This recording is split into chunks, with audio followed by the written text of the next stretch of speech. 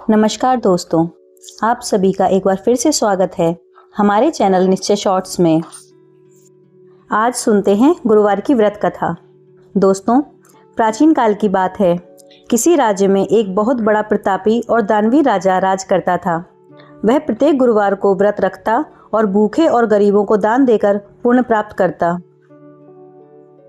लेकिन यह बात उसकी रानी को अच्छी नहीं लगती। वह ना तो दान देती और न ही व्रत करती, और राजा को भी ऐसा करने से मना करती थी। एक बार राजा शिकार खेलने के लिए वन में चले गए। महल में रानी और दासी थीं। उसी समय बृहस्पति देव साधु का रूप धारण करके राजा के दरवाजे पर भिक्षा मांगने आए। साधु ने जब रानी से भिक्षा मांगी तो रानी ने कहा, भिक्षुक महाराज, मैं इस दान पुण्य से तंग आ गई हूँ। आप कोई ऐसा उपाय बताएं जिससे कि सारा धन नष्ट हो जाए और मैं आराम से रह सकूं। साधु के रूप में बृहस्पति देव ने कहा, हे देवी, तुम तो बहुत ही विचित्र हो। संतान और धन से कभी कोई दुखी होता है? अगर अधिक धन है तो इसे शुभ कार्यों में लगाओ, कुंवारी कन्याओं का विवाह कराओ, विद्यालय और बाग बगीचे का निर्माण कराओ। ऐसा करने से तुम्हारे दोनों लोग सुधर जाएंगे। परंतु साधु की इन बातों से रानी को खुशी नहीं हुई। उसने कहा, मुझे ऐसे धन की आवश्यकता ही नहीं जिसे मैं दान में दे दूंगी और जिसे संभालने में मुझे कष्ट हो। तभी साधु ने कहा, यदि तुम्हारी ऐसी इच्छा है तो जैसा मैं कहता हूँ तुम वैसा ही करना। गुरुवार के दिन तुम अपने घर को गोबर से लीपना, अपने बालों को पीली मिट्टी से धोना और बाल धोते समय स्नान कर लेना। राजा से कहना कि वह गुरुवार को हजामत बनवा ले। भोजन में मांस मंदिरा खाएं, कपड़ा धोबी के यहाँ धुलने भेजना। इस प्रकार 7 बृहस्पतिवार ऐसा करने से तुम्हारा सारा धन नष्ट हो जाएगा। इतना कहकर साधु रूपी बृहस्पति देव अंतर्ध्यान हो गए। साधु के कहे अनुसार बातों को पूरा करते हुए रानी को केवल 3 ही बृहस्पतिवार बीते थे कि राजा की सारी धन संपत्ति नष्ट हो गई और भोजन के लिए भी राजा रानी का परिवार तरसने लगा। तभी एक दिन राजा ने रानी से कहा, हे रानी, तुम यहीं रहना, मैं दूसरे देश जाता हूँ, क्योंकि यहाँ पर सभी मुझे जानते हैं, इसलिए मैं कोई छोटा मोटा काम नहीं कर सकता। ऐसा कहकर राजा परदेश चला गया। वहां वह जंगल से लकड़ी काट कर लाता और शहर में बेचता। इस तरह वह अपना जीवन बिताने लगा। इधर राजा के परदेश जाते ही रानी और दासी दुखी रहने लगे। एक बार जब रानी और दासी को 7 दिन तक बिना भोजन के रहना पड़ा तो रानी ने अपनी दासी से कहा, हे दासी, पास के नगर में मेरी बहन रहती है। वह बहुत धनवान है। तू उसके पास जा और कुछ ले आ ताकि थोड़ा बहुत गुजर बसर हो जाए। दासी रानी की बहन के पास चली गई। दोस्तों, उस दिन गुरुवार का दिन था और रानी की बहन उस समय बृहस्पतिवार के व्रत की कथा सुन रही थी। दासी ने रानी की बहन को अपनी रानी का संदेश दिया, लेकिन रानी की बड़ी बहन ने उसे उत्तर नहीं दिया। जब दासी को रानी की बहन से कोई उत्तर नहीं मिला तो वह बहुत दुखी हुई और उसे बहुत क्रोध आया। दासी ने वापस आकर रानी को सारी बात बता दी। यह सुनकर रानी ने अपने भाग्य को बहुत कोसा। लेकिन उधर रानी की बहन ने सोचा कि मेरी बहन की दासी आई थी, परंतु मैंने उसे कुछ नहीं बोला और यह जानकर वह बहुत दुखी हुई होगी। रानी की बहन ने कथा सुनी और पूजन समाप्त करके वह अपनी बहन के घर आई और उससे कहा, बहन, मैं बृहस्पतिवार का व्रत कर रही थी। तुम्हारी दासी मेरे घर आई थी, परंतु जब तक कथा होती है तब तक न तो उठते हैं न ही बोलते हैं, इसलिए ही मैं कुछ नहीं बोली। अब तुम बताओ, यह दासी क्यों आई थी? रानी ने कहा, बहन, मैं तुमसे क्या छुपाऊं? हमारे घर में खाने को अनाज तक नहीं है। ऐसा कहते कहते रानी की आंख भर आई। उसने दासी समेत पिछले 7 दिनों तक भूखे रहने की अपनी बात बताई। रानी की बहन ने ये सब जानकर कहा, देखो बहन, बृहस्पति देव सबकी मनोकामना पूर्ण करते हैं। देखो, शायद तुम्हारे घर में अनाज रखा हो। पहले तो रानी को विश्वास नहीं हुआ, पर बहन के आग्रह करने पर उसने अपनी दासी को अंदर भेजा तो उसे सचमुच अनाज से भरा एक घड़ा मिल गया। यह देखकर दासी को बड़ी हैरानी हुई। दासी ने रानी से कहा, हे रानी, जब हमें भोजन नहीं मिलता तो हम व्रत ही तो करते हैं। इसलिए क्यों ना इनसे व्रत और कथा की विधि पूछ ली जाए ताकि हम भी व्रत कर सकें। तब रानी ने अपनी बहन से बृहस्पतिवार के व्रत कथा के बारे में पूछा। रानी की बहन ने बताया कि बृहस्पतिवार के व्रत में चने की दाल और मुनक्का से भगवान विष्णु का केले की जड़ में पूजन करें और दीपक जलाएं, व्रत कथा सुने और पीला भोजन ही ग्रहण करें। इससे बृहस्पति देव प्रसन्न होते हैं। उन्हें व्रत और पूजन की विधि बताकर रानी की बहन अपने घर लौट आई। 7 दिन बाद जब गुरुवार आया तो रानी और दासी ने व्रत रखा। गुड़साल में जाकर चना और गुड़ भी लेकर आई, फिर उससे केले की जड़ और विष्णु भगवान का पूजन किया। अब पीला भोजन कहाँ से आए? इस बात को लेकर दोनों बहुत दुखी थी, लेकिन उन्होंने व्रत रखा था, इसलिए बृहस्पति देव उनसे प्रसन्न थे। इसलिए वह एक साधारण व्यक्ति का रूप धारण कर 2 थालों में सुंदर पीला भोजन दासी को दे गए। भोजन पाकर दासी बहुत प्रसन्न हुई और फिर रानी के साथ मिलकर उसने पीला भोजन ग्रहण किया। उसके बाद वे सभी गुरुवार का व्रत और पूजन करने लगी। बृहस्पति भगवान की कृपा से उनके पास फिर से धन संपत्ति आ गई, परंतु रानी फिर से पहले की तरह आलस्य करने लगी। तब दासी ने कहा, देखो रानी, तुम पहले भी इस प्रकार आलस्य किया करती थी। तुम्हें धन रखने में कष्ट होता था, इस कारण सभी धन नष्ट हो गया, और अब जब भगवान बृहस्पति की कृपा से हमें धन फिर से मिला है तो तुम फिर से आलस्य क्यों करती हो?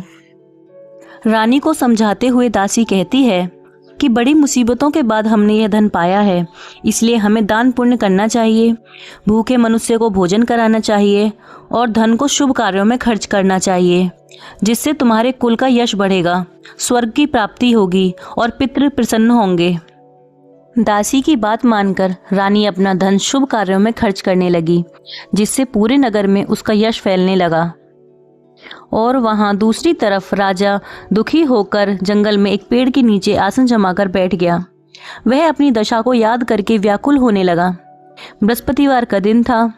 एकाएक उसने देखा कि निर्जन वन में एक साधु प्रकट हुए। वह साधु वेश में स्वयं बृहस्पति देवता थे।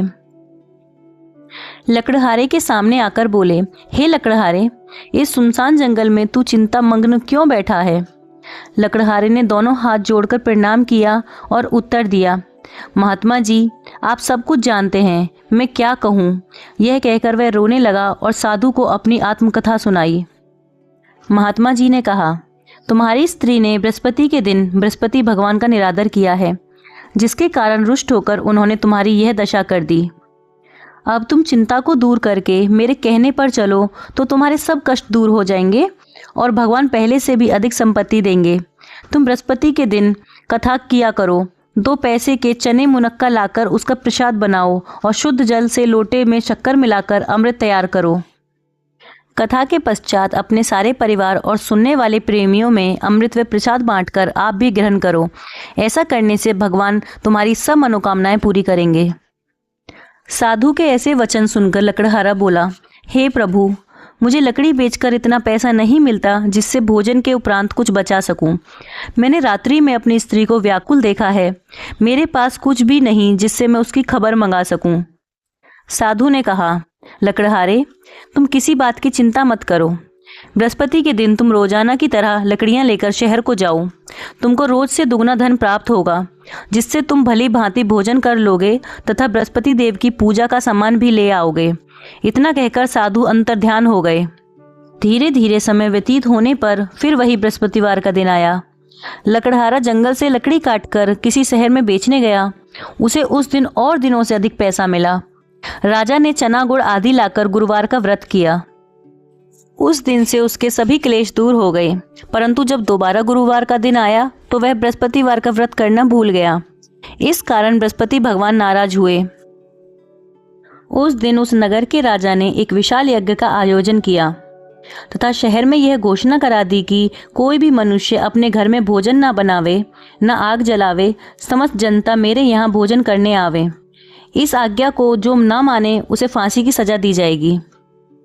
राजा की आज्ञा अनुसार शहर के सभी लोग भोजन करने गए, लेकिन लकड़हारा कुछ देर से पहुंचा, इसलिए राजा उसको अपने साथ घर ले गए और भोजन करा रहे थे। तभी रानी की दृष्टि उस खूंटी पर पहुंची जिस पर उसका हार लटका हुआ था। वह वहां पर दिखाई नहीं दिया। रानी ने निश्चय किया कि मेरा हार इस मनुष्य ने चुरा लिया है। उसी समय सिपाहियों को बुलाकर उसको कारागार में डलवा दिया। जब लकड़हारा कारागार में पड़ गया और बहुत दुखी होकर विचार करने लगा कि न जाने कौन से पूर्व जन्म के कर्म से मुझे यह दुख प्राप्त हुआ है, और उसी साधु को याद करने लगा जो जंगल में मिला था। उसी समय तत्काल बृहस्पति देव साधु के रूप में प्रकट हुए और उसकी दशा को देखकर कहने लगे, अरे मूर्ख, तूने बृहस्पति देव की कथा नहीं करी, इस कारण तुझे दुख प्राप्त हुआ है। अब चिंता मत कर, बृहस्पतिवार के दिन कारागार के दरवाजे पर 4 पैसे पड़े मिलेंगे, उनसे तू बृहस्पति देव की पूजा करना, तेरे सभी कष्ट दूर हो जाएंगे। बृहस्पति के दिन उसे 4 पैसे मिले। लकड़हारे ने कथा कही। उसी रात्रि को बृहस्पति देव ने उस नगर के राजा को स्वप्न में कहा, हे राजा, तुमने जिस आदमी को कारागार में बंद कर दिया है वह निर्दोष है, वह राजा है, उसे छोड़ देना। रानी का हार उसी खूंटी पर लटका है, अगर तू ऐसा नहीं करेगा तो मैं तेरे राज्य को नष्ट कर दूंगा।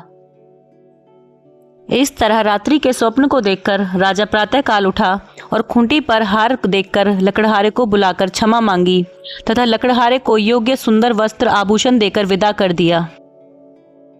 बृहस्पति देव की आज्ञा अनुसार लकड़हारा अपने नगर को चल दिया। राजा जब अपने नगर के निकट पहुंचा तो उसे बड़ा आश्चर्य हुआ। नगर में पहले से अधिक बाग, तालाब, कुएं तथा बहुत सी धर्मशाला, मंदिर बन गए हैं। राजा ने पूछा, यह किसका बाग और धर्मशाला है? तब नगर के सब लोग कहने लगे, यह सब रानी और बांदी के हैं। तो राजा को आश्चर्य हुआ और गुस्सा भी आया। जब रानी ने यह खबर सुनी कि राजा आ रहे हैं तो उन्होंने बांदी से कहा, हे दासी, देख राजा हमको कितनी बुरी हालत में छोड़ गए थे, हमारी ऐसी हालत देखकर वह लौट न जाएं, इसलिए तू दरवाजे पर खड़ी हो जा। आज्ञा अनुसार दासी दरवाजे पर खड़ी हो गई। राजा आए तो उन्हें अपने साथ लेवा लाई। तब राजा ने क्रोध करके अपनी रानी से पूछा कि यह धन तुम्हें कैसे प्राप्त हुआ है? तब उन्होंने कहा, हमें यह सब धन बृहस्पति देव के व्रत के प्रभाव से प्राप्त हुआ है। राजा ने निश्चय किया कि 7 रोज बाद तो सभी बृहस्पति देव की पूजन करते हैं, परंतु मैं प्रतिदिन दिन में 3 बार कहानी तथा रोज व्रत किया करूंगा। अब हर समय राजा के दुपट्टे में चने की दाल बंधी रहती तथा दिन में 3 बार कहानी कहता। एक रोज राजा ने विचार किया कि चलो अपनी बहन के यहाँ हो आएं। इस तरह निश्चय कर राजा घोड़े पर सवार हो अपनी बहन के यहाँ चलने लगा। मार्ग में उसने देखा कि कुछ आदमी एक मुर्दे को ले जा रहे हैं। उन्हें रोककर राजा कहने लगा, अरे भाइयों, मेरी बृहस्पति देव की कथा सुन लो। वे बोले, लो, हमारा तो आदमी मर गया है, इसको अपनी कथा की पड़ी है। परंतु कुछ आदमी बोले, अच्छा कहो, हम तुम्हारी कथा भी सुनेंगे। राजा ने दाल निकाली और जब कथा आधी हुई थी कि मुर्दा हिलने लग गया, और जब कथा समाप्त हो गई तो राम राम करके मनुष्य उठकर खड़ा हो गया। आगे मार्ग में उसे एक किसान खेत में हल चलाता मिला। राजा ने उसे देखा और उससे बोला, अरे भैया, तुम मेरी बृहस्पतिवार की कथा सुन लो। किसान बोला, जब तक मैं तेरी कथा सुनूंगा तब तक 4 हरैया जोत लूंगा, जा अपनी कथा किसी और को सुनाना। इस तरह राजा आगे चलने लगा। राजा के हटते ही बैल पछाड़ खाकर गिर गए तथा किसान के पेट में बड़ी जोर का दर्द होने लगा। उस समय उसकी माँ रोटी लेकर आई। उसने जब यह देखा तो अपने पुत्र से सब हाल पूछा और बेटे ने सभी हाल कह दिया। तो बुढ़िया दौड़ी दौड़ी उस घुड़सवार के पास गई और उससे बोली, मैं तेरी कथा सुनूंगी, तू अपनी कथा मेरे खेत पर चलकर ही कहना। राजा ने बुढ़िया के खेत पर जाकर कथा कही, जिसके सुनते ही वह बैल उठ खड़े हुए तथा किसान के पेट का दर्द भी बंद हो गया। राजा अपनी बहन के घर पहुंचा। बहन ने भाई की खूब मनुहार की। दूसरे रोज प्रातः काल राजा जगा। वह देखने लगा कि सब लोग भोजन कर रहे हैं। राजा ने अपनी बहन से कहा, ऐसा कोई मनुष्य है जिसने भोजन नहीं किया हो? मेरी बृहस्पतिवार की कथा सुन ले। बहन बोली, हे भैया, ये देश ऐसा है कि पहले यहाँ लोग भोजन करते हैं, बाद में अन्य काम करते हैं। अगर कोई पड़ोस में हो तो देख आऊं। वह ऐसा कहकर देखने चली गई, परंतु उसे कोई ऐसा व्यक्ति नहीं मिला जिसने भोजन न किया हो। अथवा वह एक कुम्हार के घर गई जिसका लड़का बीमार था। उसे मालूम था कि उनके यहाँ 3 रोज से किसी ने भोजन नहीं किया है। रानी ने अपने भाई की कथा सुनने के लिए कुम्हार से कहा, वह तैयार हो गया।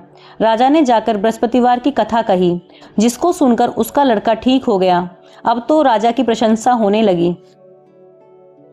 एक रोज राजा ने अपनी बहन से कहा कि हे बहन, हम अपने घर को जाएंगे, तुम भी तैयार हो जाओ। राजा की बहन ने अपनी सास से कहा। सास ने कहा, हाँ चली जा, परंतु अपने लड़कों को मत ले जाना, क्योंकि तेरे भाई की कोई संतान नहीं है। बहन ने अपने भैया से कहा, हे भैया, मैं तो चलूंगी, पर कोई बालक नहीं जाएगा। राजा बोला, जब कोई बालक नहीं चलेगा तो तुम क्या करोगी? बड़े दुखी मन से राजा अपने नगर को लौट आया। राजा ने अपनी रानी से कहा, हम निर्वंशी हैं, हमारा मुंह देखने का धर्म नहीं है, और कुछ भोजन नहीं किया। रानी बोली, हे प्रभु, बृहस्पति देव ने हमें सब कुछ दिया है, वह हमें संतान अवश्य देंगे। उसी रात को बृहस्पति देव ने राजा से स्वप्न में कहा, हे राजा, उठ, सभी सोच त्याग दे, तेरी रानी गर्भ से है। राजा को यह बात सुनकर बड़ी खुशी हुई। 9वें महीने में उसके गर्भ से एक सुंदर पुत्र पैदा हुआ। तब राजा बोला, हे रानी, स्त्री बिना भोजन के रह सकती है, पर बिना कहे नहीं रह सकती। जब मेरी बहन आवे, तुम उससे कुछ कहना मत। रानी ने सुनकर हाँ कर दिया। जब राजा की बहन ने यह शुभ समाचार सुना तो वह बहुत खुश हुई तथा बधाई लेकर अपने भाई के यहाँ आई। तभी रानी ने कहा, घोड़ा चढ़कर तो नहीं आई, गधा चढ़ी आई। राजा की बहन बोली, भाभी, मैं इस प्रकार ना कहती तो तुम्हें संतान कैसे मिलती? बृहस्पति देव ऐसे ही हैं, जैसी जिसके मन में कामना है सभी को पूर्ण करते हैं।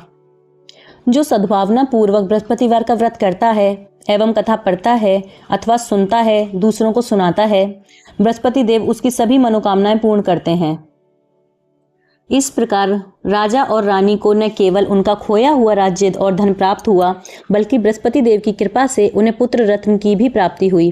रानी का अहंकार चूर चूर हो गया और उसने यह सीख लिया कि धन का सही उपयोग दान, पुण्य और परोपकार में ही है। अंत में जैसे बृहस्पति देव ने राजा, रानी और उस निर्धन कुम्हार के दुख दूर किए और उनकी मनोकामनाएं पूर्ण की, वैसे ही जो भक्त श्रद्धा और विश्वास के साथ इस व्रत कथा को कहता है, सुनता है या दूसरों को सुनाता है, भगवान बृहस्पति उनके जीवन के सभी कष्टों को हर लेते हैं। हे बृहस्पति देव, जैसे आपने उन पर कृपा की, वैसे ही सब पर करना। कहने वालों का, सुनने वालों का और हुंकार भरने वालों का सबका कल्याण हो। बोलो बृहस्पति देव की जय।